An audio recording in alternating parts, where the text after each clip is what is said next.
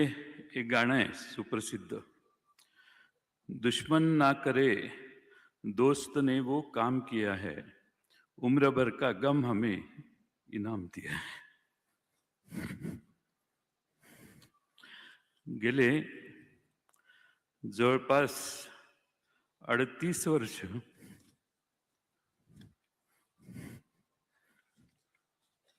आम्ही एकत्रित काम केलं. क्लासमेट म्हटलं की 10-12 वर्षाची साथ असते. पण मला आठवते 1991 पासून आम्ही विधानसभेच्या एका वर्गात जवळपास शेजारी शेजारी बसायचो. 1914 पासून तर शेजारी बसण्याचे प्रसंग अनेक आले. अनेक पैलू दादांचे आम्ही सगळ्यांनी जवळून पाहिले. माझ्याकडे तर प्रचंड आठवणी आहेत. खुल्या मनाचा, दिलदार मनाचा आणि विरोध करायचा असेल तर ठामपणाने करणारा नेता म्हणून आम्ही अजितदादांना अनुभवलं. राजकारणामध्ये गोड बोलावं लागतं, सर्वांना सांभाळून घ्यावं लागतं, असं मी त्यांना नेहमी सांगायचो. ते म्हणायचे गोड बोलायला मला जमत नाही, ते तुमचा मार्ग आहे, मी जे आहे तेच सांगणार. मग एखाद्या मीटिंगच्या आधी सांगितलं की हे आता अमक्या अमक्या जिल्ह्यातले अमक्या अमक्या तालुक्यातले येत आहेत, थोडं शांतीनं घेऊ आणि नंतर आपण हँडल करू. मला सांगायचं आत्ताच सांगणार मी. एवढा ठामपणा मी महाराष्ट्रातल्या देशातल्या कुठल्याही नेत्यामध्ये आजपर्यंत बघितला नाही. जे असेल ते समोर आणि रोखठोक. आणि म्हणून अजितदादांना दादांच्या बद्दल एक घोषणा असायची, मी मगाशी सांगितलं. एकच वादा अजितदादा. आणि ते खरंच होतं की महाराष्ट्रातल्या सगळीकडे आम्ही जिथे जिथं त्यांच्यावर गेलो, जनतेला ही खात्री असायची आणि म्हणून जनताच घोषणा द्यायची, एकच वादा अजितदादा. अनेक आठवणी त्यांच्या मी आपणाला सांगू शकेन. अनेक मान्यवर बोलणार आहेत. पण माझ्यासारख्या कार्यकर्त्याला वाटतं की अजितदादांचं एक स्वप्न होतं, महाराष्ट्र घडवण्याचं होतं, महाराष्ट्रातलं राजकारण घडवण्याचं होतं.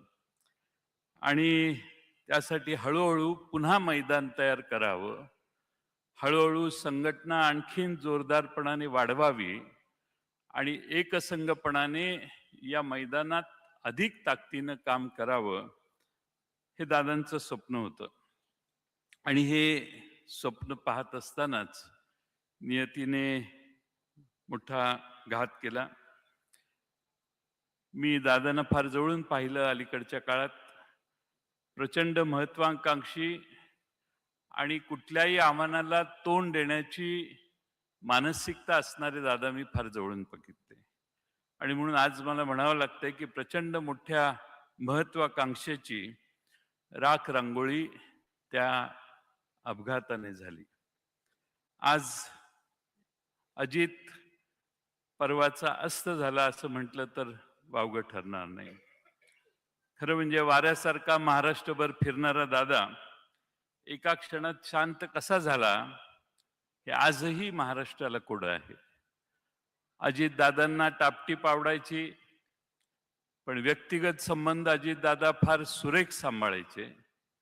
अनेक असे प्रसंग आहेत की ज्या प्रसंगातून मी पक्षाचा अध्यक्ष होतो, त्यावेळी असे अनेक प्रसंग आहेत की एखाद्या मतदारसंघातल्या एखादी गोष्ट करायची असेल तरी दादांचा फोन यायचा, आपल्याला हेच केलं पाहिजे, हे स्पष्ट मतभेद झाले तरी मला हेच वाटतं असं सांगून फोन ठेवायचे.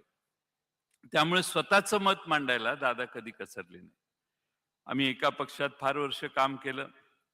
काँग्रेस पक्षातून राष्ट्रवादी पक्षाची स्थापना झाली. आदरणीय शरद पवार साहेबांच्या नेतृत्वाखाली पवार साहेबांचे त्यांच्यावर प्रचंड मोठं संस्कार होते आणि मी फार जवळून बघितलं अलीकडच्या काळात की पवार साहेबांच्यावर त्यांचं प्रचंड प्रेम होतं. आज खरं म्हणजे पवार साहेबांचा, मी तर म्हणेन आजही पवार साहेबांचा हुकमी एक्का अजित पवारच होते. एवढा अजित पवारांच्यावर शरद पवारांचा त्यांच्या कर्तबगारीवर फार मोठा विश्वास होता. आज खरं म्हणजे आपण सगळे दादांना एकत्रित निरोप देण्यासाठी इथं आलोय किंवा श्रद्धांजली वाहण्यासाठी येतोय. मी नेहमी त्यांना म्हणायचो आबा गेल्यानंतर, दादा मी लहान आहे, आबा आबा जाण्याच्या आधी, आबा मोठे आहेत, तुम्ही मध्ये आहात, माझा नंबर फार मागचा आहे, मला बराच टाइम आहे कुठल्याही करिअरसाठीच्या. पण असं कधीही मनात आलं नाही की आबा जातील आणि त्यानंतर दादा देखील अचानकपणाने असे जातील. आणि म्हणून दादांना भावपूर्ण श्रद्धांजली मी अर्पण करतो. अनेक उद्योगपती इथं आहेत, त्यांच्यासाठी सांगतो. Many industrialists are sitting here. I would like to tell them, this man used to wake up at 5 o'clock. 6 o'clock he used to start his work. 6:15, 6:20 he used to be seen on the streets of Baramati or in any meeting where he used to call people and start meeting. माणसं 10 वाजता दिवस सुरू करतात, 12 वाजता दिवस सुरू करतात. The politicians usually start day by 9:30, 10, 11. But this man used to start day at 6 o'clock. एवढा कष्ट घेणारा, सकाळी 6 वाजल्यापासून संध्याकाळी 10-11 वाजेपर्यंत काम करणारा, ज्या माणसाला महाराष्ट्रात नाही देशात तोड नाही, असा हा नेता होता.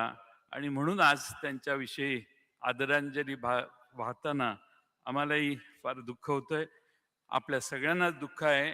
आणि हा जो धक्का आपल्याला बसलेला आहे तो मला नाही वाटत कधी महाराष्ट्राच्या राजकारणातनं आपण कधी विसरू शकू. दादा गेल्याने महाराष्ट्राची मोठी हानी झाली. महाराष्ट्राचा अर्थसंकल्प 11 वेळा त्यांनी मांडला. मगाशीच आकडेवारी पाहिली. ही जी सगळी प्रगती महाराष्ट्राची झाली त्याचे एक साक्षीदार आणि प्रमुख भूमिका बजावणारे दादा होते. आणि म्हणून आज ज्याला स्वतःचा मतदारसंघ बांधायचा आहे, ज्याला स्वतःच्या मतदारसंघाचा विकास करायचा आहे, त्याने एकदा तरी आयुष्यात बारामतीला जाऊन विकास काय असतो हे पाहिलं पाहिजे. आणि म्हणून दादांनी स्वतःच्या बारामतीची काळजी घेतली आणि महाराष्ट्राची काळजी घेतली. असा नेता पुन्हा होणे नाही.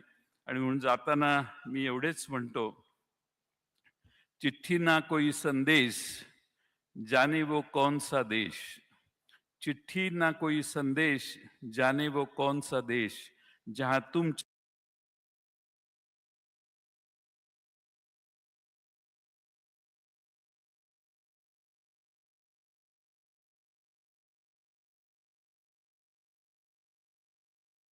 चले गए. एक आह भरी होगी, एक आह भरी होगी, हमने ना सुनी होगी, जाते जाते तुमने आवाज तो दी होती. धन्यवाद.